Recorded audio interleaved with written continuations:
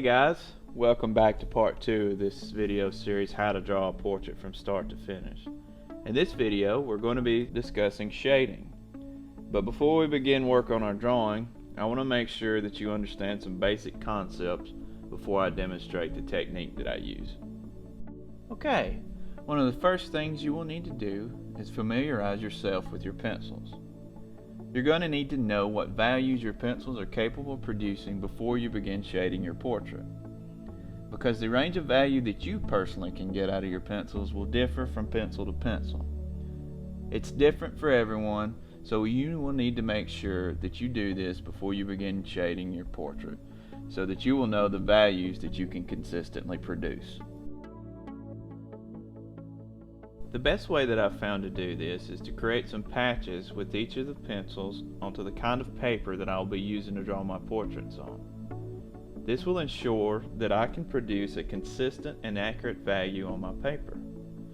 In this example, I just created 5 boxes and labeled them according to the pencil I'm using. And then, with each pencil, I create a gradient from the darkest to the lightest values, making sure not to bear down too hard, as this will overextend my value range for that pencil and cause inconsistent values.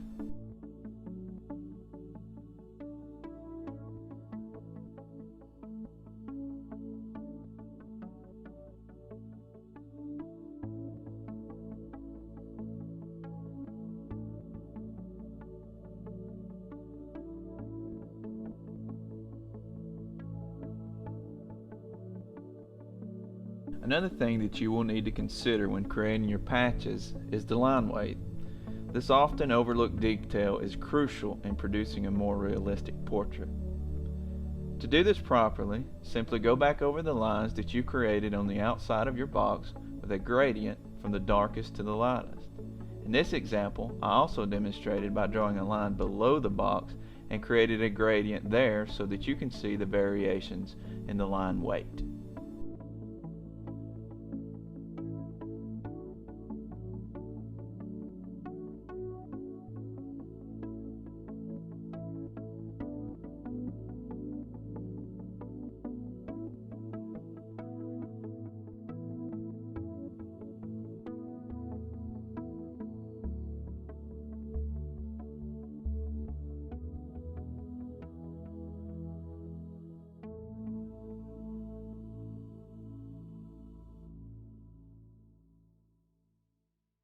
As we move into the time lapse, I'm going to go ahead and do the same thing for each patch.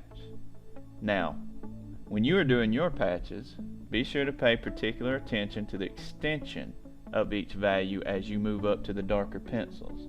This concept is key to the technique that I will be teaching you on how to get those smooth skin textures.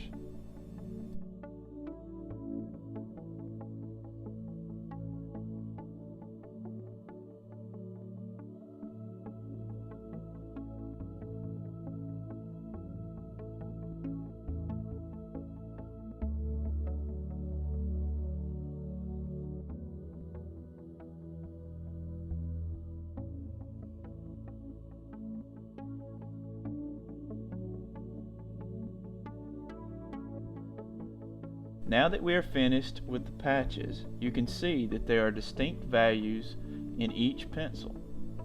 And these values will be unique to you and what you can produce. Once you have mastered your pencil values, then we can move on to the next part where I will show you how to lay down the foundation layer of your portrait. Before we move on to the portrait, I will be using this black and white print of an apple to demonstrate the concept that I'm about to show you. Prior to laying down our foundation on the portrait, we will need to identify the light sources so that we can begin to locate our darker values. To do this, I place arrows on the reference print to represent the sources of light. Also, be sure to take note of the tonal range of value demonstrated in this example, because we will use that to determine where we will start laying down our initial value. As you can see, I have sketched a slightly smaller version of the apple onto my paper. From this point, I will need to take my lightest pencil and start roughing in the darkest values that are visible on my print, making sure that I'm not trying to match the color of the print as so much as representing the value. Whereas I'm not trying to reproduce the exact same value as if I were making a photocopy, but I'm making the values represent the tonal changes from dark to light using only my lightest pencil. By doing this, it will give a foundation of shading so that I can soon begin building the layers of value.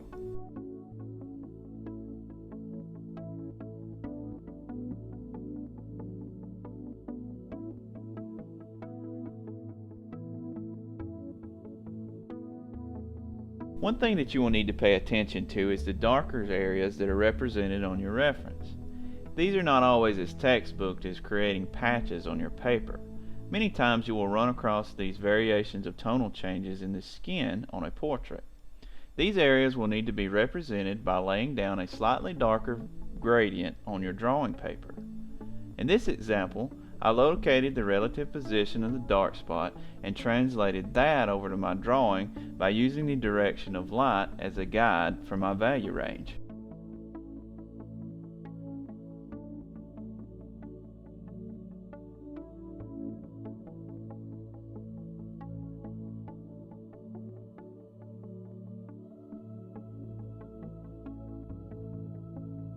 Since the value of the center of the apple in this photo is darker, I will lay down the graphite thicker in the center and work my way out, creating a gradient in each direction towards the highlights.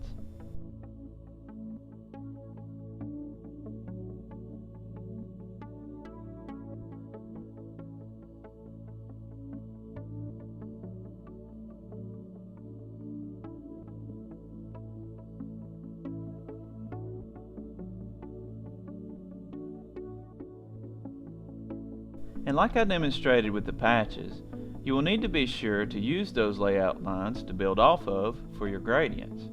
This will add a more realistic effect to your drawings by keeping it from looking like a coloring book outline.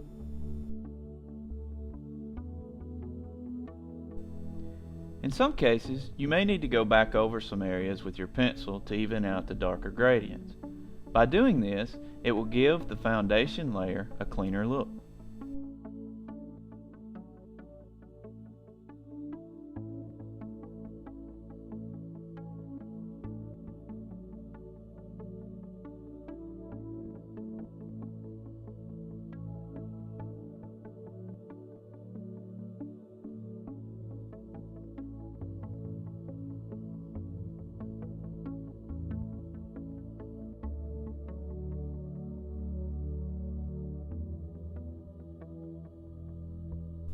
Once you've completed the foundation layer of shading, you will notice that the drawing looks a little strange. Don't worry about this because we've just exhausted the range of the pencil, so this is normal. And once you've gotten to this stage, then you'll know that your foundation layer is complete. Now that we know our foundation layer is complete on our apple, we are ready to apply these same techniques to our portrait. Okay. Like with the apple, I'm going to begin the drawing by using my lightest pencil and locating the darkest values on the reference. I find it best to locate all of the highlights and then lightly frame them in.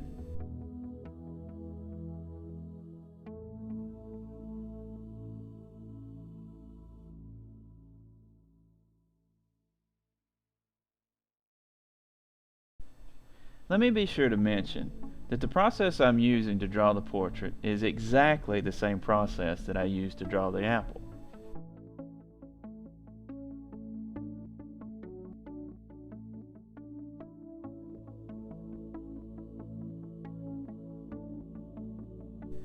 Since this process is a bit time consuming, I will take the video into time lapse so that you can see how the entire process develops.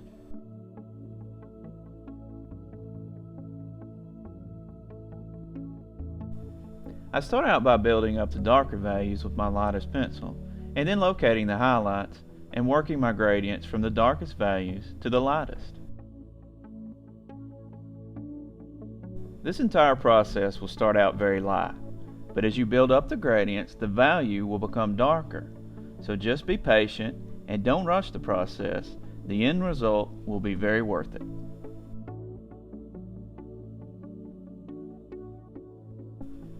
Also, don't be afraid to turn your paper.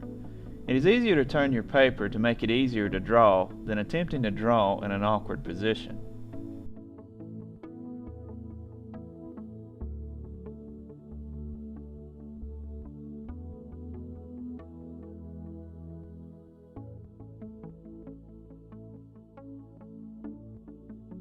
And once you lightly rough in those dark areas with your pencil, you will need to begin building those darker gradients until you've exhausted the value of your pencil.